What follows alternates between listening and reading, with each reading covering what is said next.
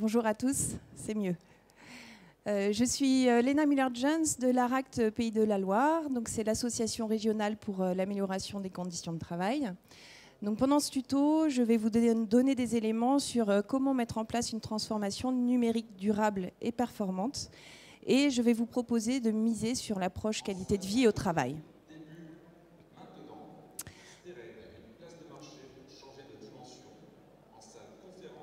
Je vais attendre un petit peu.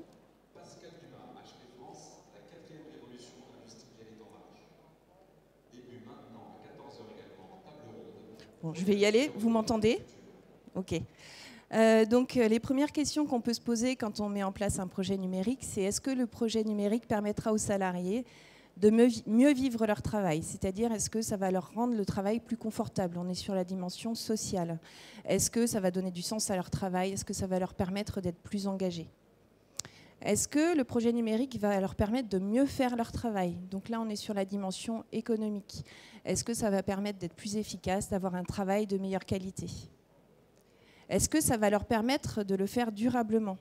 Donc là, on est sur la notion de santé. Tout employeur a l'obligation de préserver la santé de ses salariés. Est-ce que le projet numérique va être au service de la santé de ses salariés? Et puis, durablement, c'est aussi, est-ce que le projet numérique va être pérenne dans le temps? Est-ce que l'organisation du travail va être adaptée pour que l'outil numérique fasse bien son job et le fasse longtemps? Et est-ce que le projet numérique va permettre de travailler collectivement, de mieux travailler collectivement? Là, on est sur la notion de relation au travail. Comment, grâce à ce numérique, les personnes vont pouvoir mieux travailler ensemble? Et est-ce qu'il va permettre l'égalité des chances dans l'entreprise? Est-ce que tout le monde pourra avoir accès à cet outil numérique de la même manière? Donc déjà, si on se pose ces questions-là au début d'un projet et que la réponse est oui à chacune de ces questions, alors le projet, a priori, pourra servir la qualité de vie au travail de l'entreprise, sera bien au service de la qualité de vie au travail de l'entreprise et donc permettra une performance économique et sociale. Alors, je vais m'appuyer sur l'exemple de la fonderie Bouillet, qui a mis en place la réalité augmentée pour le contrôle de pièces variées, complexes, lourdes. Alors c'est un milieu industriel très lourd, c'est de la fabrication de pièces en fonte. Et l'ARACT a été amené à appuyer cette entreprise. Et je vais vous expliquer comment est-ce que l'entreprise a mené son projet et en quoi ce qu'elle a mis en place peut vraiment permettre d'améliorer la qualité de vie au travail de son entreprise. Alors tout d'abord, les 4 étapes de la démarche que l'on vous propose pour mener un projet numérique. La première étape, cadrer le projet, définir le cadre, le processus, mettre en place les bons acteurs. Deuxième étape, diagnostiquer, partir du travail réel, échanger, parler du travail. La troisième étape, expérimenter, tester l'outil et l'améliorer, l'évaluer et le faire évoluer. Et la quatrième étape, c'est pérenniser, donc déployer et transférer. Donc, je vais revenir sur chacune de ces étapes et je vais vous illustrer ces étapes par l'exemple de la fonderie Bouillet. Donc, la première étape, c'est tout d'abord cadrer. Alors, il s'agit tout d'abord de mettre les bons acteurs autour de la table, composer un comité de pilotage. Donc, autour de la table, il faut le décideur. Donc, pour la fonderie Bouillet, c'était le directeur industriel qui était autour de la table. Les usagers, ceux qui demain vont être amenés à utiliser le produit numérique, et puis les managers de ces personnes pour vraiment les impliquer. Dans le cadre de la fonderie Bouillet, ils ont choisi des usagers qui étaient des opérateurs qui étaient vraiment très moteurs pour qu'ils puissent faire avancer le projet au mieux. Et puis le concepteur, dans le cadre de la fonderie Bouillet, il y avait le DSI qui était interne à l'entreprise et ils ont décidé aussi d'intégrer au projet le prestataire. C'était Quai des Apps, une start-up. Et pourquoi ils ont choisi ce prestataire? C'est parce qu'elle était vraiment tournée aux utilisateurs. Elle avait l'expérience utilisateur, elle a compris les enjeux de l'entreprise. Donc ça, c'est très important aussi de choisir un prestataire qui comprenne les besoins de l'entreprise. Et elle était vraiment ouverte sur le dialogue, c'est-à-dire qu'elle n'est pas venue avec une solution toute faite. Elle a vraiment construit avec l'entreprise. Ensuite, c'est donner du sens, se mettre d'accord sur les enjeux de l'entreprise et du projet. Alors, c'est vrai qu'il y a l'enjeu marché économique, souvent mis en avant, hein. Là, dans le cas de la fonderie Bouyer, c'était une concurrence étrangère et un besoin vraiment de produire des pièces de qualité. Mais il faut aussi réfléchir à d'autres types d'enjeux. Les enjeux sociétaux. Donc là, dans le cadre de la fonderie Bouyer, par exemple, c'était un besoin d'attractivité sur un territoire où il y a vraiment un manque de main-d'œuvre. Et puis une valorisation du métier, puisque c'est un métier dur, physique. Donc comment est-ce qu'on peut rendre ce métier attractif en amenant du numérique aussi dans le travail des salariés? Et puis l'enjeu de travail. Donc comment est-ce qu'on va pouvoir donner de l'autonomie aux salariés? Comment on va pouvoir transformer leur activité pour qu'ils retrouvent du sens et de l'intérêt à leur travail?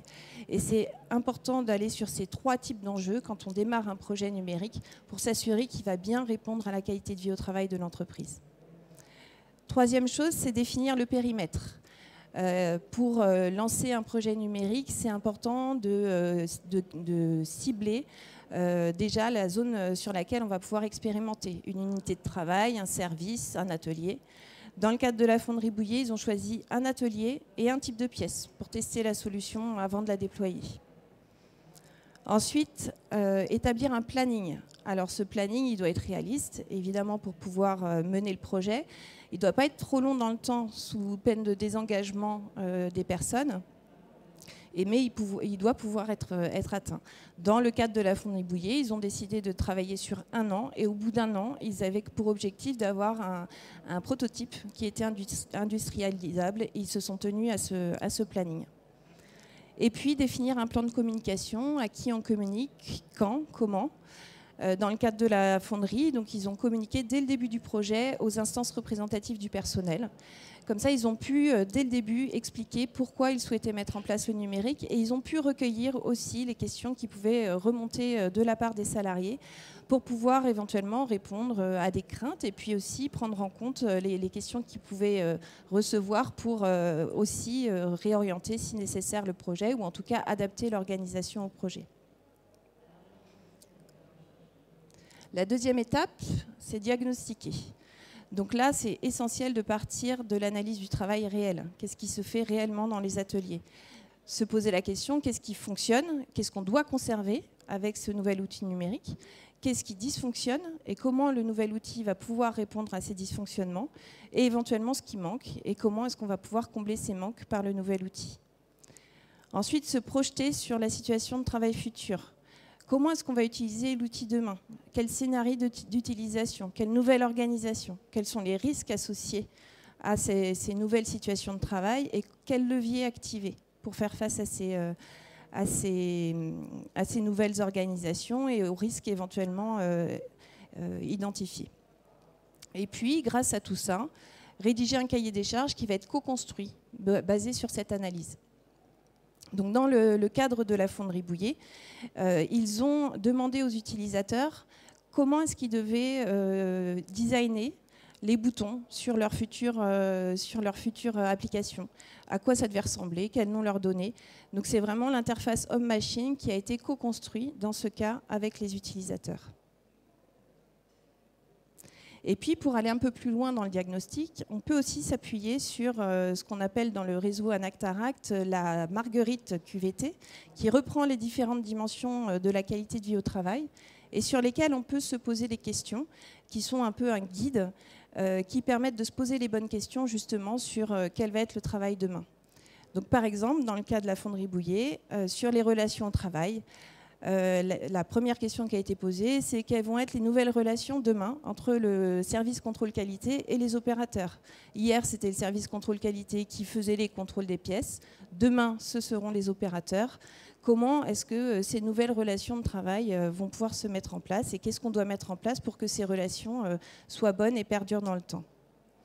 Sur le contenu du travail, donc comment organiser la production pour dégager du temps aux opérateurs qui hier ne faisaient que du travail manuel. Comment est-ce que demain ils vont avoir du temps pour aller faire le contrôle de leurs pièces? Sur la santé au travail, par exemple, quel impact sur la charge cognitive? Hier, ça n'était que du travail manuel. Demain, ils vont avoir aussi plus de charge cognitive. Ils devront passer d'un travail manuel à un travail plus de réflexion. Comment est-ce qu'on accompagne ça et comment on ne surcharge pas non plus le travail des salariés? Au niveau des compétences, comment on accompagne ces changements de métier? Comment est-ce que on prépare les salariés à faire ces nouvelles tâches dans leur travail? Au niveau de l'égalité professionnelle, est-ce que tous les opérateurs auront accès à ce nouvel outil? Est-ce qu'il va être facilement utilisable par tous? C'est des questions aussi à se poser. Et au niveau du management, quid de l'autonomie des opérateurs? Est-ce que demain, ils seront totalement autonomes dans la prise de décision par rapport à leur contrôle? Ou est-ce qu'ils devront en référer à leur manager, au service contrôle qualité? Voilà, ce sont des questions à se poser aussi dès le début du projet. Donc la troisième étape, c'est expérimenter. Donc comment on va expérimenter, on va simuler, on va réaliser des tests selon les nouveaux scénarios qu'on aura identifiés pendant la deuxième étape. Et on va évaluer au fur et à mesure si l'outil va amener plus de confort et d'efficacité au travail. Et au fur et à mesure, les tests vont être faits, l'outil va pouvoir évoluer. Et c'est comme ça qu'a fait la Fonderie Bouillet, c'est-à-dire que ça a été par tests successifs que leur outil a été développé. Et puis rendre compte au comité de pilotage donc des résultats de l'évaluation, évidemment, et proposer des nouvelles modalités de travail, de nouvelles règles, de nouvelles procédures, de nouveaux usages. C'est à ce moment-là que ça se discute aussi au fur et à mesure de l'expérimentation. C'est là qu'on voit comment l'organisation va évoluer et comment est-ce qu'il va falloir, par exemple, créer de nouvelles interfaces entre un service contrôle qualité et puis les opérateurs qui vont contrôler les pièces. Mais voilà, quel va être le rôle de chacun, quelle va être la responsabilité de chacun, tout ça se réfléchit dès le départ. Et puis, la dernière étape, ça va être de pérenniser. Donc, valider les expérimentations pour pouvoir déployer et préparer les salariés au déploiement. Comment on va former les salariés, comment on va transférer le savoir-faire qui a été acquis par les équipes qui ont expérimenté aux salariés qui n'ont pas pu expérimenter, mais qui vont être amenés à utiliser l'outil demain. Comment on va redéfinir les rôles et les responsabilités de chacun. Et puis, l'idée, c'est de pouvoir faire des points réguliers avec les salariés, évaluer et ajuster dans le temps. C'est-à-dire que c'est pas parce que le projet, l'outil est disponible qu'il est 100% efficace, qu'il ne va pas falloir qu'il évolue dans le temps. Donc comment est-ce qu'on va pouvoir mettre en discussion le travail, comment dans le temps les salariés vont pouvoir s'exprimer sur leur travail, sur leurs difficultés et comment est-ce que tout ça va pouvoir évoluer. C'est aussi important de mettre en place ces espaces de discussion dans l'entreprise. Voilà, j'en ai fini pour la présentation qui a été très, très succincte. Peut-être avez-vous des questions ?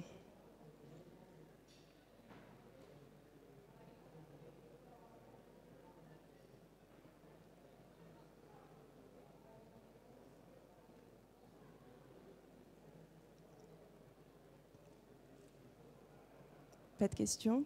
Oui. Vous avez un micro ou...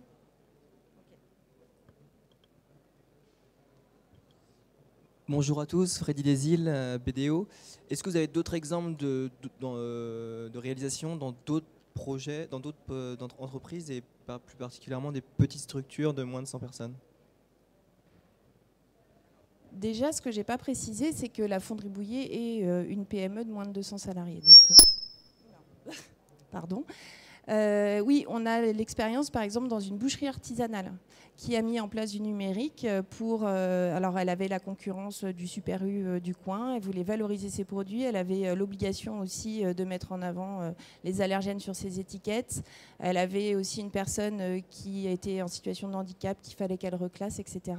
Et effectivement, le numérique, on a accompagné cette entreprise-là pour mettre en place le numérique et pour que ça puisse répondre à ces différents enjeux qu'avait l'entreprise, aussi bien sur l'économique, le social que sur le travail. Ça répond à votre question ? D'autres questions?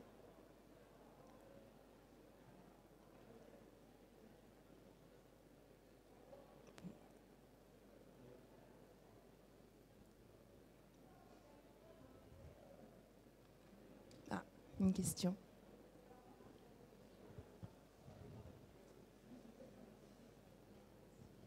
Valentine, étudiante. Est-ce que vous avez des conseils en cas de résistance au changement?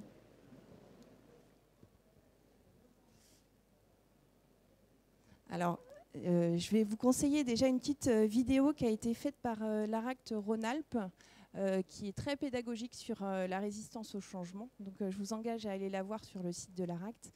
La résistance au changement, en fait, elle peut s'expliquer en général parce que soit il y a eu des expériences passées, des mauvaises expériences passées, et donc les personnes résistent parce qu'elles n'ont pas envie de revivre ce qui s'est passé précédemment. Et donc le premier conseil, ce serait de regarder ce qui s'est déjà fait dans l'entreprise et de s'appuyer sur ces expériences passées pour pouvoir faire différemment.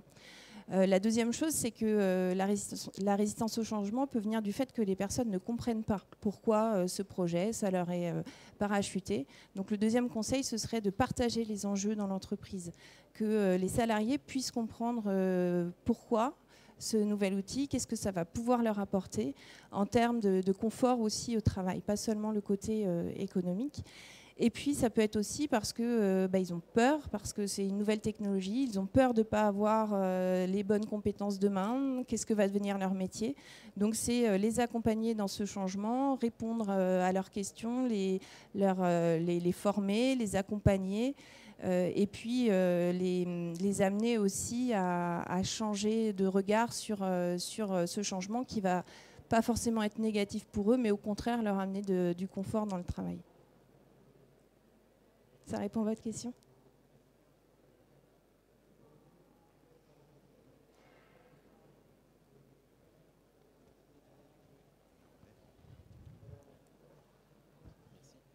Avez-vous des ordres de grandeur budgétaires sur les programmes que vous avez suivis?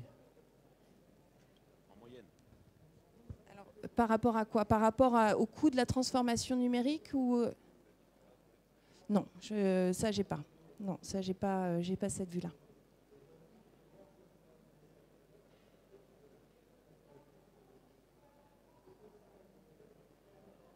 D'autres questions?